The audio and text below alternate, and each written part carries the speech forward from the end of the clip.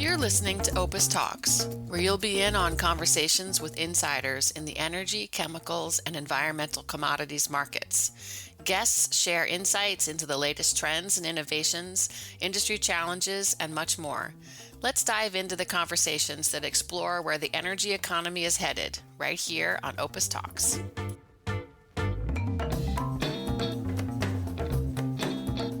Welcome to OPIS Talks. My name is Denton Cinquegrana, and I'm the Chief Oil Analyst here at OPIS. This is another episode of the OPIS Talks podcast where subject matter experts from OPIS will discuss topics across the fields of petroleum, renewable fuels, and chemical spaces. So joining me here today, as always, is my co-host, Brandon Gormley. Brandon, it's been a few minutes since we've done one of these, and I'm really excited about this one today. Yeah, we're back. We took a little hiatus over the summer. A lot of exciting things to talk about today. And to your point, we have a very special guest. To introduce myself, give a little bit of background on me, and I'll show why that's important here in a second. Executive Director of Business Development here at OPIS. I've been here for 2 years. Prior to that, I was actually a long-term customer of OPIS. Starting back in 2013, my career in oil and gas. And the very first week I started was with Cumberland Farms, and my boss at the time had asked me to take OPIS Basics of Fuel Buying course. And in that course, who else showed up on my screen but Scott Berhang? So the guest that we have today is very special, not only to OPIS, and we'll get into that, but also to myself, because this was the first expert, and I sort of use that term, very loosely, into the oil and gas industry. It's a pleasure to welcome our guest today, Scott Berhang. Gosh, wow.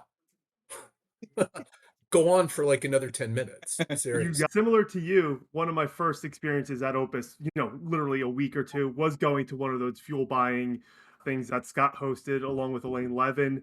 We went to the NYMEX. We practiced trading on the floor at the time. Those guys are amazing how they were able to do it. But Scott, I've known you it's pushing 25 years now. So we could probably do this for 3 hours if we wanted to. Well, you want to hear something crazy? Okay, so someone called me yesterday, and on December 18th, that will be the 45th anniversary of the first OPIS newsletter. There's some staying power right there. And you were one of the original 5, if I'm not mistaken, hired at OPIS, correct? I was. I started in October 1981. And it was Tom Closa, Ben Brockwell, somebody else whose name I can't remember at this point, and myself. And I came in, they had been there for a year, and then I came in. So yeah. It was it was a long time ago, but it was. You was know fun. where all the bodies are buried, all the skeletons in the closet, etc. So. Do I? But don't think I won't use it. Exactly. So, going on 45 years since the OPIS first newsletter. Yeah. You've obviously seen tons of change in the industry.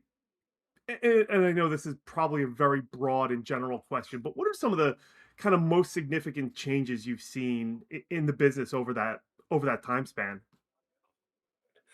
Wow.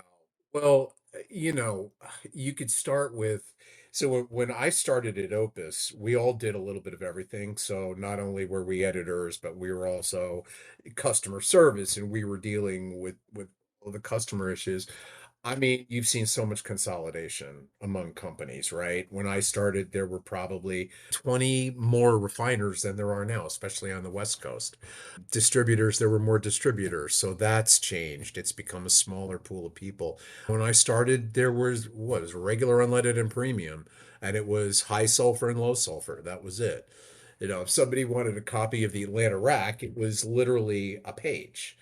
And now you look at all of the regulations that have come in and how that's changed the fuel slate and made fuel buying so much more complicated and purchasing data more complicated, right? It goes around. So those are huge changes. The move toward using spot prices as a cost basis in contracts. I mean, that wasn't done back in the 80s. Nope.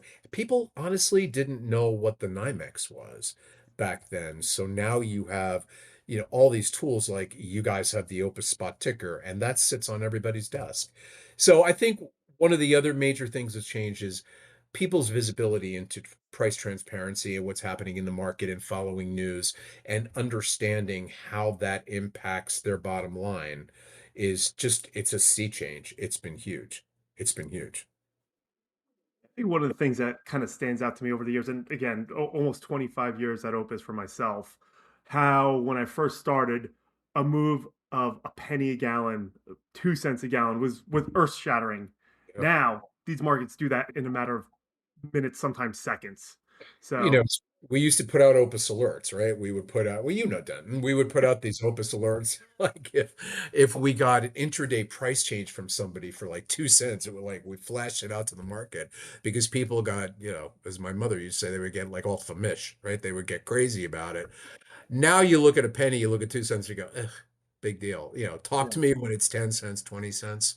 Volatility is the other thing, right? Volatility is something that has really whipsawed this business and made it important for folks like you guys. And that's one of the things that I'm proudest of is that I've been able to teach people that, right? And spread the word and make sure they understand that price discovery and having news like the stuff you guys offer is huge. It's there's no price on Well, it. Denton, I think to some degree, I mean, rack to retail margins have changed so much, right? I mean, though that 2 cent move, you know, could have been as much as 25% of someone's margin. We're operating off of a Right. 10-cent margin. Now, I just looked it up the other day, and I think you did a spotlight on this. Both gas, unleaded gas and diesel, highest margins of the year, right? And they're north of 40 cents, nearing 50 cents a gallon right now. Yeah, and they just are not moving. They're just hanging up there. So definitely a good time for those in that rack to retail space. But okay, one more on your kind of Opus history, and you were critical and key in helping Opus get the West Coast benchmark. And several years later, obviously in the early 2000, 2004, 5, you were moving on to sales and education. I was tapped on the shoulder to cover the West Coast, and you know, first off, I wanted to thank you because I probably burned the carpet walking from my desk to yours to ask you a ton of questions. But talk about how that all came to pass, and how difficult it is to secure a benchmark. Listen, I would love to tell you that I had this great plan and I saw the opportunity there and I went for it, but that's not what happened. I mean, we covered the east of the Rockies markets, right? And I'm going to say this was in the like 82, 83. And I went to Tom and I said to Tom, look, I found out there's a West Coast spot market. Who knew that it existed? And I said, I just want to start covering this. And we started publishing the numbers. And there was a major refiner who I will leave nameless. They saw the price discovery and they liked the way that we were doing it. And they began adopting that as the cost basis for their trades, right? And when they would do cargoes or they would do pipeline chunks, they started using Opus instead of our competition.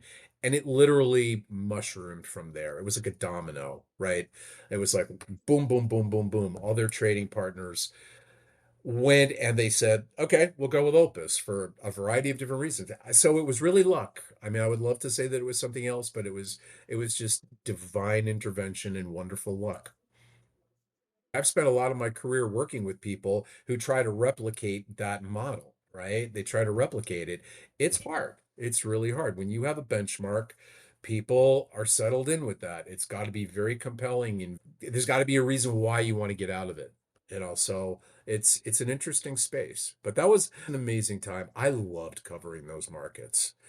I mean, and it's so different than it is now, right? I mean, back in those days, I literally had my source sheet, right? And I had 5 pages like this, and I would start at the top and I would go down, and there were like probably 35 names I would call every day. And you became friends with these people, right? And you'd get other news, you'd find out about other things that were happening. So it wasn't just collecting spot prices. It was a real education in how this business worked. I'll tell you too, real quick. Well, a lot of how I learned this stuff was from scheduling people.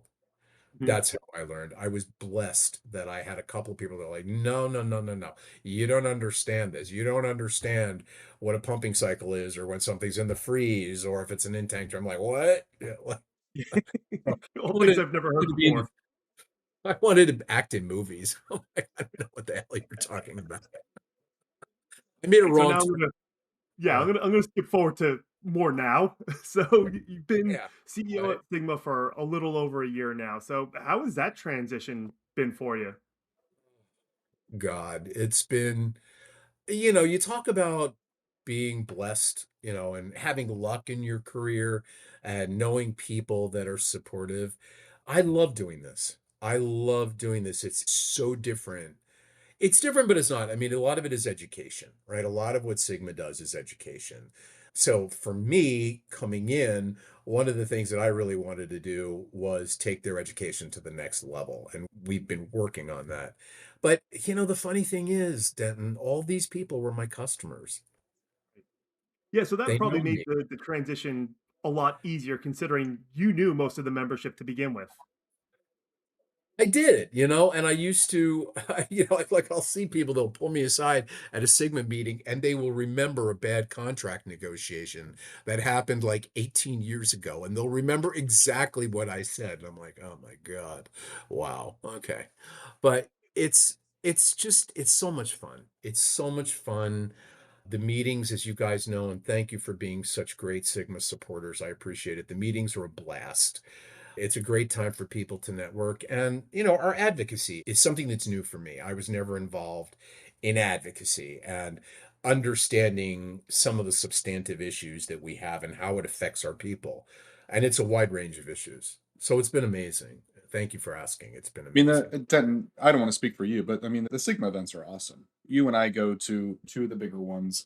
They're fantastic. They're fantastic for Sigma customers. They're fantastic for the vendors. Lots of opportunity for the members and the suppliers to get together and chat and understand where value can be uncovered and see where relationships can be strengthened and or just to catch up, right? Like how many times are we there and there's always good things that happen when you can sort of do some business there, but if nothing else, I mean, it's catching up, and in this industry relationships I think carry a lot of weight.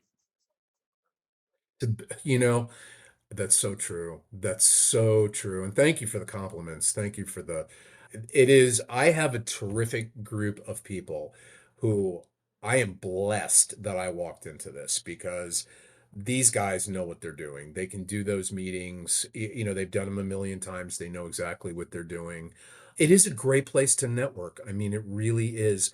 And the nice thing is that for people who are sponsors and what we call business service partners, they get to visit with the key people, right? They get to visit with the decision makers, and that just sets Sigma apart. But yeah, it is a wonderful environment. Thank you for saying that. I appreciate it.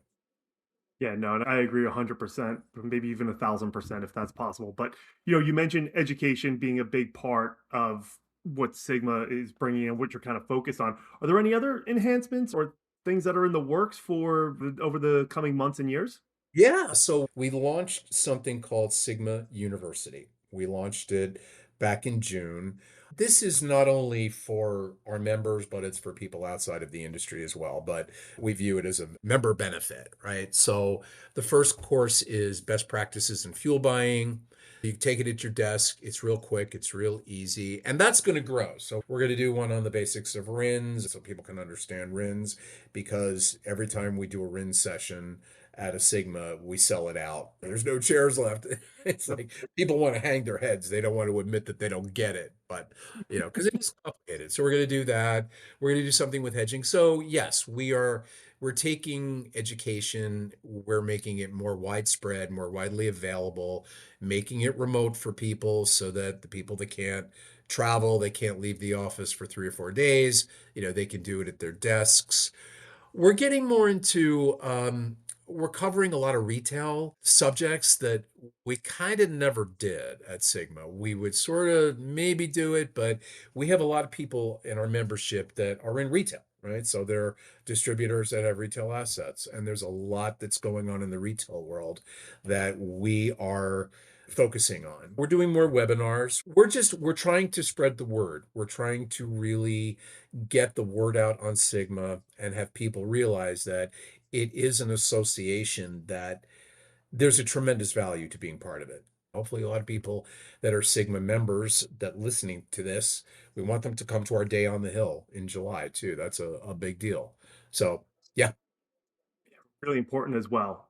Yes. Oh, it's hugely important because, right now we are in a relatively tame environment when it comes to regulations and things that would impact our people in this business, right? Now that'll change. We all know that that's not going to last long. That's going to change. So the more you can educate yourself, the better. So, Scott, when you're at these events and you're talking to whether they be wholesalers with retail or whether there's be distributors, what are some of the big challenges that you're hearing? What are some of the big questions that you commonly get asked? My thought process here is that you guys leaning more into the education piece and more the retail piece. What topics do you plan on covering? Where do you really start to come to life, especially with the relevant issues that people are facing right now? That's a great question. So the list, and I was just listing them before we even got on this call, and I'm like, oh my God, there's no way we can go through all of these. But, succession, continuation, business continuity, this is a really big deal for these people. So what you're seeing within Sigma is it's always been about the owners of the companies, the people like the Boyettes and the Ports and these folks, right, who have been around. How do we move to the next generation? The next generation, they look at the way that everybody's been doing business for all these years, right? Whether it's procuring pizza, Fritos, or gasoline and diesel fuel, right? They're like, well, wait a minute. No, we have huge volumes. We're not leveraging our spends enough to get a better deal. So they're learning how to buy fuel. They're dealing with marketing issues, right? They're dealing with how do I compete with a hyper marketer? How do I do that? One of the things that Sigma retailers are asking about all the time is digital marketing and social media. How do I get the TikTok crowd? How do I get those kids? How do I get them to come in and buy the burgers and buy all that stuff? This is my favorite. We're dealing with a penny shortage. Did you guys know about that? It's like, I got a guy who's coming to the spring meeting who's going to tell you everything you want to know about what's going on with the penny shortage. But it's a big deal for people. It's No, huge. it's It's yeah, huge. And it's then it's it's a good point that you bring up too, because as you're talking through this, I'm thinking to myself, how many people have I met at the past couple Sigma events who've introduced their son, their daughter, their nephew? It's absolutely true. I think the challenge is that when you do have a line of succession there and someone who shows or express interest in learning the business and sort of assuming a responsibility within these really tenured retailer organizations, learning how the business was originally started and how to run the business that got them to the 25-year mark, the 50-year mark, or the 75-year mark is going to be different in order to manage the business for the next 25 years. So, in some instances, it's let me show you how I got here, but I need to get you the training so that you understand how to serve the customers for the next couple generations. that's it. And I think a lot of people don't realize how compelling this business is and how fun it is, right? It is a nail biter because you don't know from day to day what's going to happen in the market. And you don't know if the fuel that's sitting in a tank is suddenly going to be devalued by 20 cents a gallon, in a matter of 2 days. But it is a dynamic business and it's vibrant. And some people look at it like kids that are coming up and they go, ah, that's not sexy enough. It's just not, I want to do something else.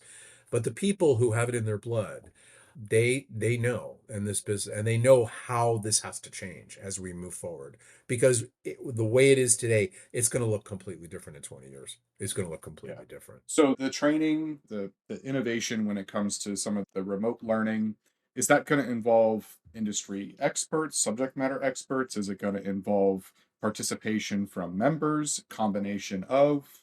What does that look like?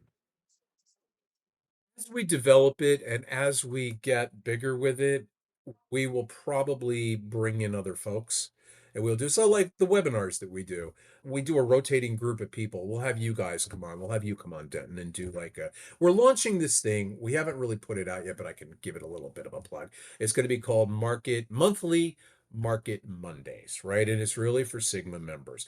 And it's going to be somebody that comes on like you, Denton, and you would come on and you would talk about what happened in the last month.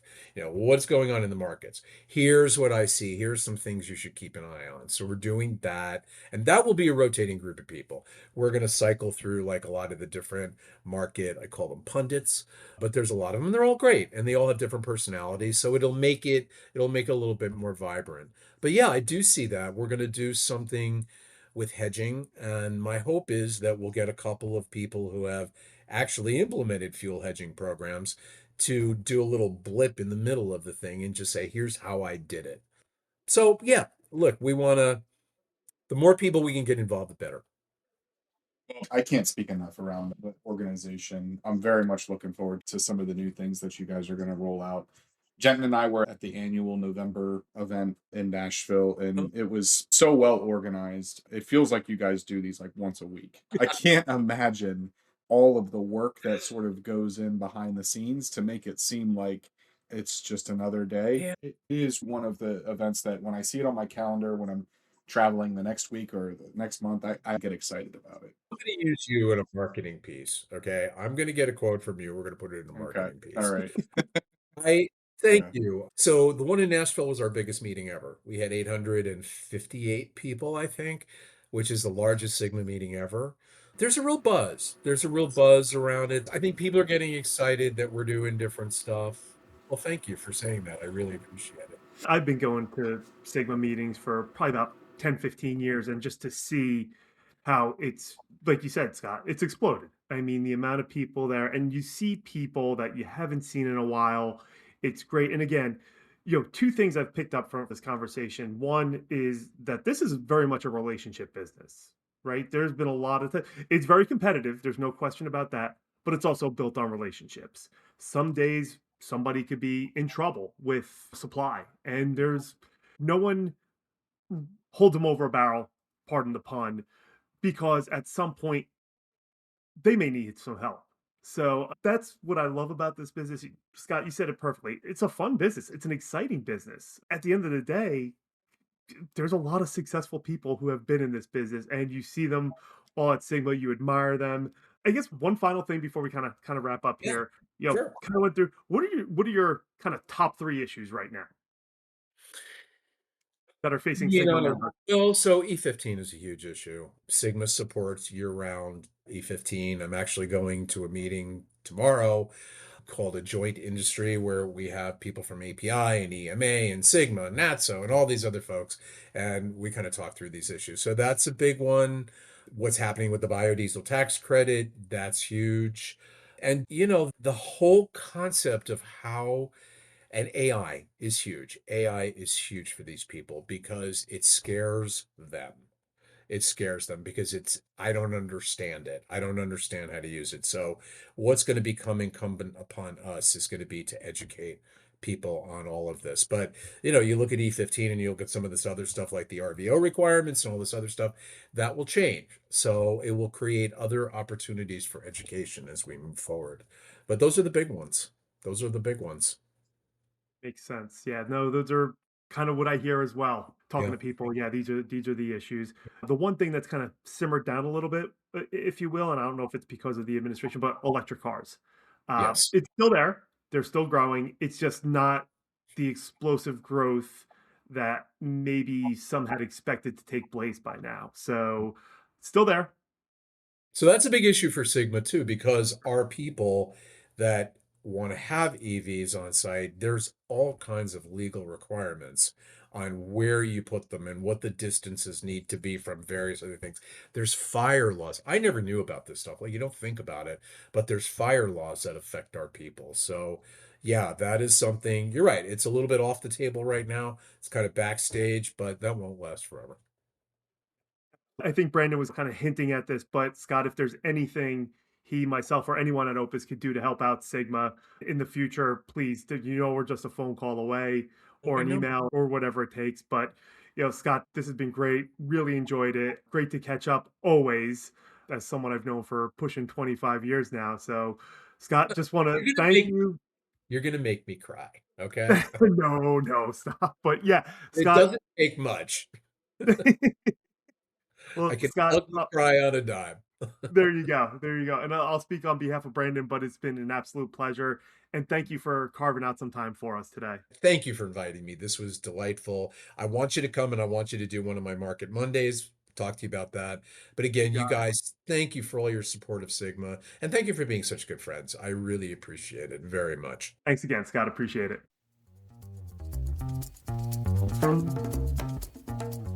We hope you've enjoyed today's insider conversation on Opus Talks. Join us next time for a deep dive into another industry insider's world. You can find more Opus Talks episodes at opusnet.com/podcasts or wherever you listen to your favorite podcasts.